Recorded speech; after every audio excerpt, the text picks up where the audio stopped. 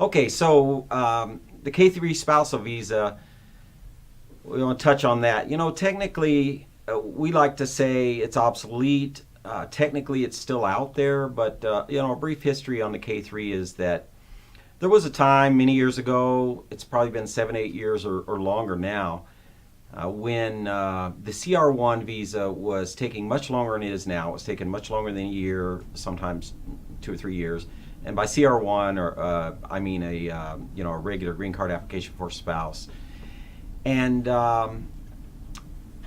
to try and speed things up a little bit, they created kind of a loophole or backdoor method where if you had an I-130 application pending, which would be a CR1 or an IR1, and it was already approved at the first step and you were just waiting, and because of this big backlog, they said, okay, if you're waiting, and we know there's a long wait, so it's kind of an end run or to help you out, go ahead and follow the I-130 up with an I-129F, which is typically meant for a fiance visa.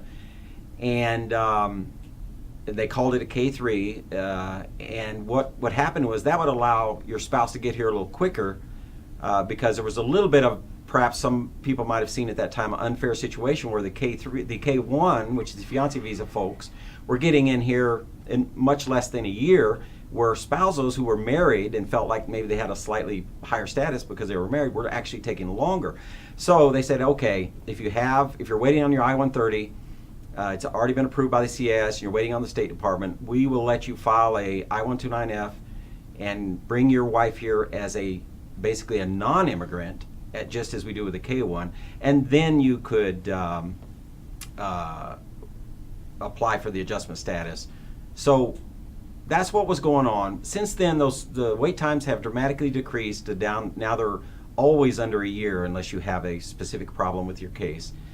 And so because of that, now what happens is, while you can technically still follow up the I-130 with an I-129F, it doesn't speed anything up, because what's going to happen, what we've seen happen, is that as soon as the NVC approves your petition, NVC being the National Visa Center, the second step of the process, they will then cancel your K3. And you'll go back to your I-130 application. So anyway, we're probably getting in the weeds a little bit here, but the bottom line is, how many, Rick, were done last year, K3s? I saw the numbers somewhere, 160 or something of the thousands and thousands of spousal visas done. So it very rarely benefits you to do a K3. It usually ends up getting approved at the State Department level before it ever gets adjudicated as a K3, which means you've kind of wasted your time and effort on the K3. And even worse, there are some problems if there are children involved and you do a K3, it becomes problematic too.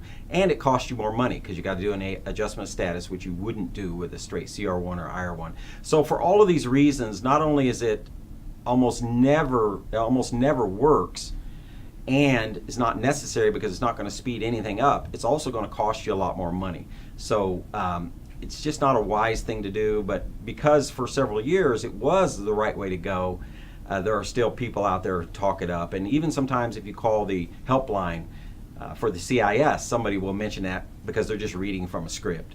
And so that's what we know about it. It's not necessary. It's basically obsolete. Is it technically still available? Yes, it is.